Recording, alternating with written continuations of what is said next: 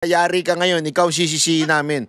Tangina ninyo, pagkatapos ninyo kinuha yung more than half of the budget, biglang kami ilalaglag nyo, gusto mo talagang mamatay yung ahas. Kung gusto mo talagang mamatay yung korupsyon, ang uunahin mo, di ba hinuhuli ka agad, yung ulo. Dapat nga ang focus dun sa ulo eh. Kailangan wag kang maano dun sa katawan niya, masiseksihan dun sa katawan niya. Dapat yung ulo, tagain mo kagad. Yun. Saluhin mo kagad. Alam mo, ito walang biro ito na naginip talaga ako ng ahas. Siguro, marami talagang ahas ngayon na naginip talaga ako ng ahas. Di ko alam kung bakit.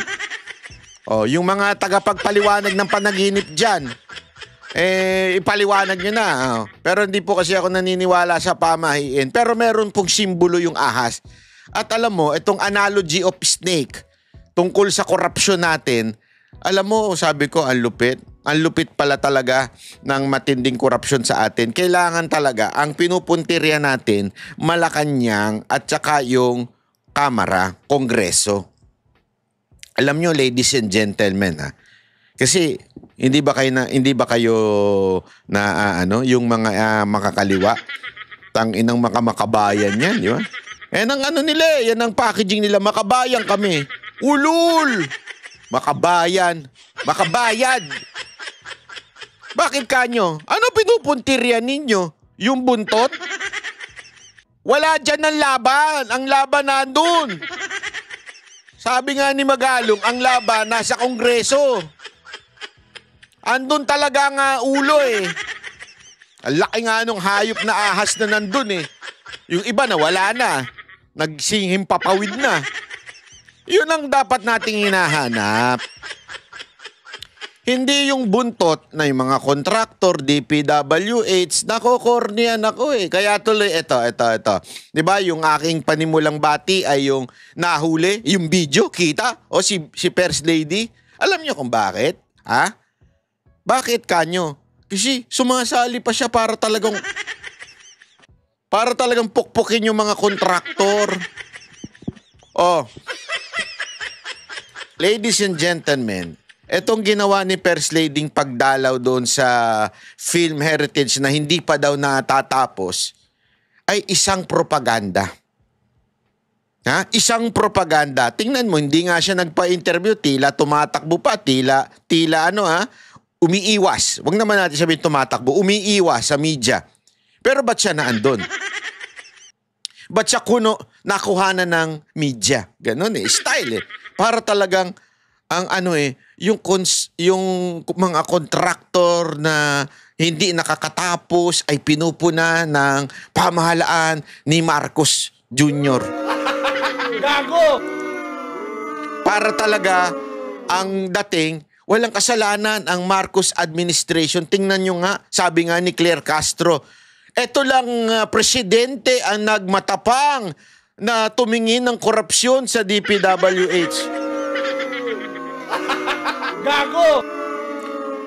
Alam mo, si Judas, yung nagbetray sa Panginoong Yesus, wala sa labas. Tandaan niyo yun. Panoorin ninyo, The Chosen sa Netflix, wala sa labas. Nasaan? Nasa loob. Nasa mga disipulo kasama ng Panginoong Yesus. At nandun siya. At eventually, kaya nga, di ba, sabi pa doon na Judas Iscariot will be remembered in history. Di ba? Parang sinasabing ganon. Totoo naman.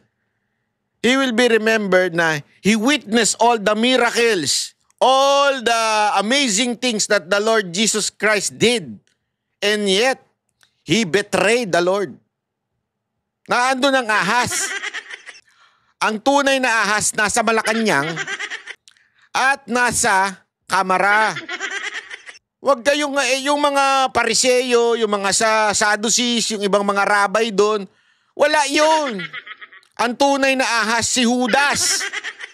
Sino ba ang Judas natin ngayon? Kasi doon sa The Chosen, pogi yung Judas eh. Hindi siya mataba.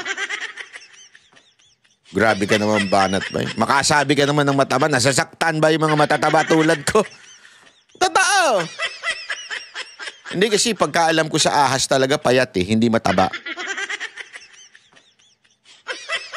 Ngayon, mga kababayan, sino po ba sa tingin ninyo ang ahas? O ito, tingnan natin yung video na tila pautot na naman ng Malacanang para sisihin ng mga kontraktor na ang talagang issue naman ay hindi yung kontraktor.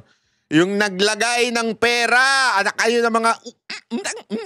Hindi pa rin tapos ng kumpanya ng Pamilya Diskaya ang proyekto sa Philippine Film Heritage Building sa Intramuros, Maynila. Ikinadismaya yan ni First Lady Liza Araneta Marcos. Nasa frontline ng balitang yan, si Maricel Halili.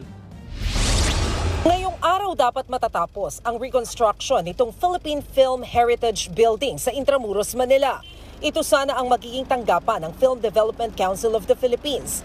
Pero sumapit na ang deadline, hindi pa rin tapos ang construction. Inabutan namin si First Lady Liza Araneta Marcos na umiikot sa gusali pero hindi na ito nagpaunlak ng panayam. Grabe no, talaga ano to, may patawag ng media? May patawag ng media, may video para talaga malaman na oy, si First Lady tinitingnan yung mga hindi nagawa dyan sa kanyang construction ng Diskaya. Para talaga sisihin ng mga kontraktor at sabihin ng mga korupya, mga yan. Di ba? Anong pautot yan?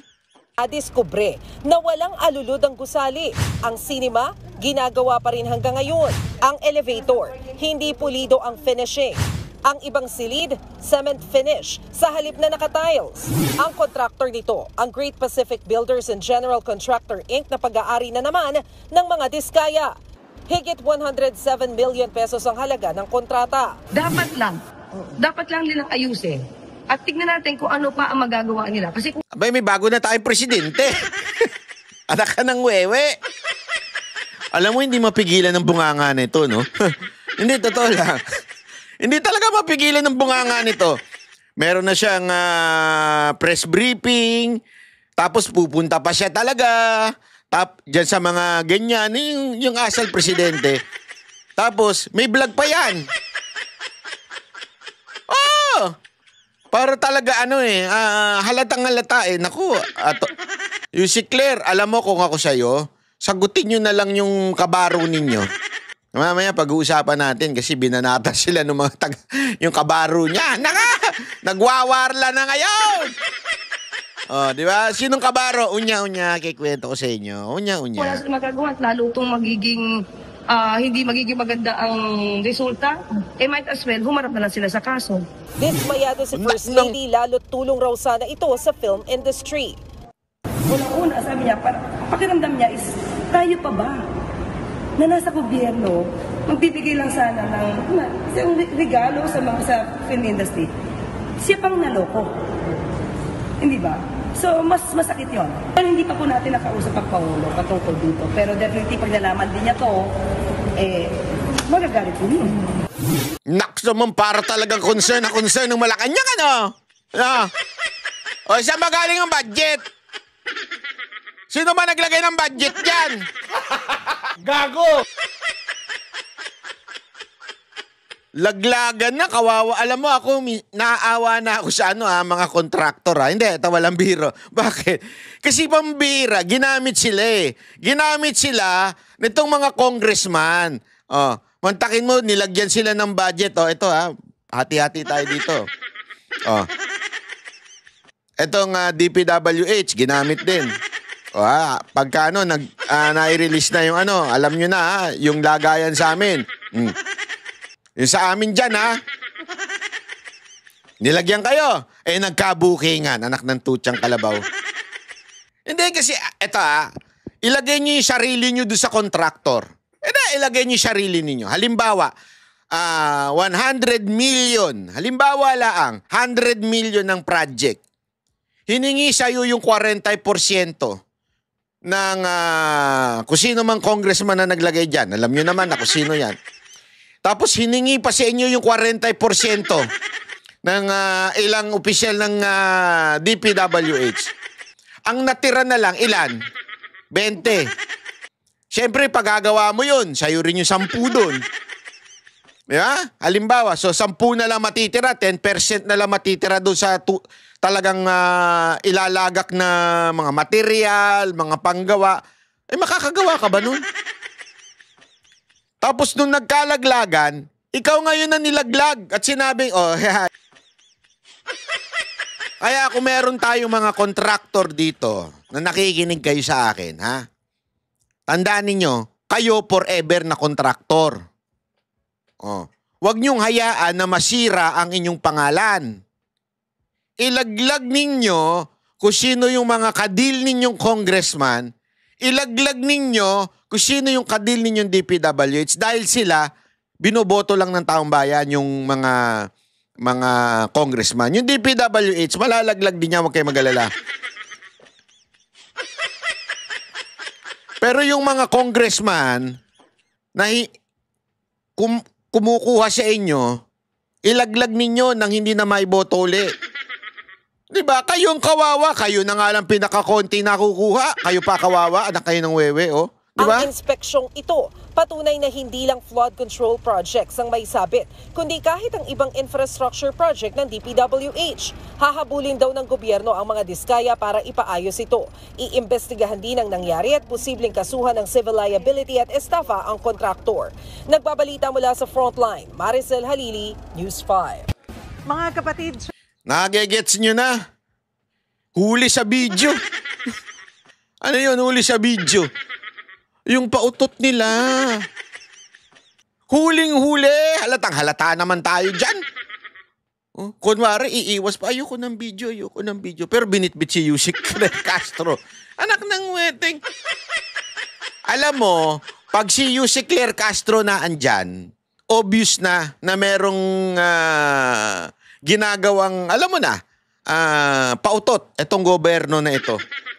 Yan ang katotohanan, ladies and gentlemen. Pag naandyan, kasi anong papel niyan, di ba? Ang papel niyan, tablahin ng mga Duterte. Ang papel niyan talagang, pag may issue, idadivert doon sa ibang issue sa pamamagitan ng Duterte. Alam natin na sa madaling salita, ang trabaho niyan propagandist ng Malacanang. So, I mean, bakit nandun siya? Kung talagang gusto lang ma-check kung ano ba nangyari doon sa project, bakit kailangan may media? Bakit kailangan nandun ng itong si Yusek Claire? Huling-huli yung video nyo. Huling-huli yung video ninyo. Halatang-halata. Tanga na lang ang hindi makaunawa dyan. Diba?